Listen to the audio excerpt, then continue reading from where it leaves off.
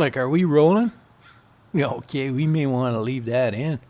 Today we're in the green pastures of East Vancouver. With me on camera as always is Rick Von Schmidt. Rick's a little nervous today because we're heading into Clark Park. At one time this was rumored to be the headquarters of a brutal group of violent young troublemakers called the Clark Park Gang. The notorious and mysterious villains claimed this as their home turf, and if you came here at night, you were as doomed can be. We learned about the Clark Park Gang recently by reading Aaron Chapman's phenomenal book, The Last Gang in Town. Aaron is an extremely talented local author who has written several books about Vancouver's history. He is my hero, and I sure wish I could meet him one day. In the book, Aaron says that the nocturnal Clark Park Gang roamed the streets and alleys of East Vancouver in the 1970s, and their mythical status persists to this day. I thought those were gang members, Rick. They spooked me. Now, before we further explore the park here, Rick, what say we visit a few of the locations featured in Aaron's great book? Most of the members of the Clark Park Gang came from broken and abusive families. At an early age, they were sent here to Burrard View Park. This is the site of Vancouver's old juvenile detention home. The city's most unmanageable and incorrigible boys did some hard time here. The Vancouver Heritage Foundation has a plaque here that says the juvenile detention home was located on the west side of the park from the 1930s to 1976 when it was demolished. Prison-like conditions, it says. Many future members of the Clark Park Gang met here in juvie in the 1960s. Once they got out, they reunited and organized themselves into the infamous gang. I think we got a few pictures of the old building. Rick, you want to put those up?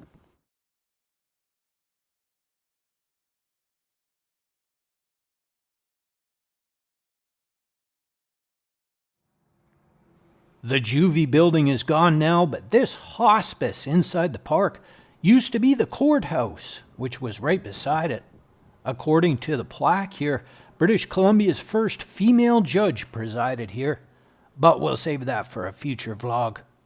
By 1963, burglaries, fights, and random acts of violence were becoming more frequent, and local newspapers started writing about street gangs in East Vancouver. Many gangs were associated with different parks in the city. Aaron includes this picture in the book of the Riley Park Gang, thanks to the Vancouver Sun. In February 1970, the Clark Parkers' notoriety was highlighted here at the Queen Elizabeth Theatre downtown. The annual Variety Club telethon was here that year. Some gang members got stoned on LSD and decided to attend the 24-hour event. Celebrity host Leonard Nimoy was on stage when a fight broke out in the audience between the Clark Parkers and another gang. Poor Mr. Spock did not live long and prosper that night. A year later, on August 7th, 1971, things continued to escalate here in Gastown. 2,000 people were protesting a police crackdown on marijuana. The crowd was having fun, and a couple of Clark Parkers climbed onto a balcony ledge here at the Hotel Europe. They yelled, "We're taking over! Clark Park's in charge! Clark Park! Clark Park!" But the fun mood eventually changed, and the crowd erupted into a violent riot. 79 people were arrested. Some spent the night back in juvie. Yeah, I sure love the beautiful old Hotel Europe. Today it is enjoying a tranquil scene with lots of police around to keep the peace. Ooh, had nice timing, Rick. On June 3rd, 1972, the Clark Park Gang's reputation for violence hit a crescendo here at the Pacific Coliseum. The Rolling Stones were performing a concert here, and some of the gang members didn't have a ticket. They figured they could gain access to the show via other means. But when they failed to get past security, things got out of hand quickly. Chaos erupted into a riot involving gang members, security guards, the police, and hundreds of others. Right here. Most of the gang members managed to escape arrest, including one fella who ran through a house across the street whilst a family was enjoying a lovely spaghetti dinner.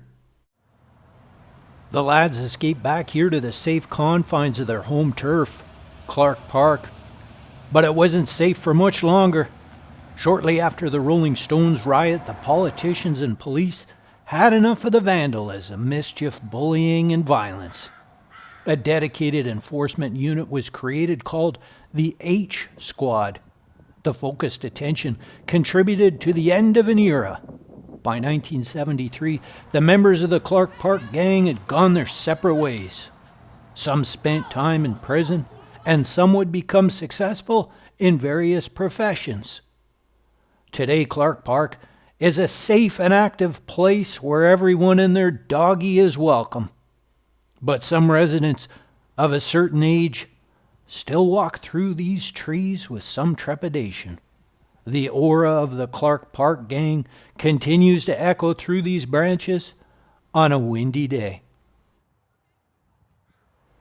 And that's going to do it. Hope you enjoyed this little taste of old Vancouver as she once was.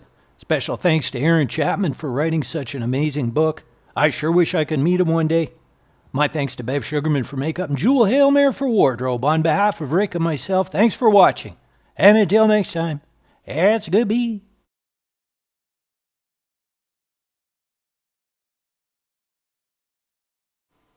Hey, Rick, you still rolling? No? Yeah, I think we're walking in circles. Like we're lost. I can't remember how to get out of this park. Hey, there's a nice looking chap wearing a Mac jacket. Let's ask him. Excuse me, sir. Sir, do you know which way it is out of here? Okay, thanks. Yeah, you look kind of familiar. Oh.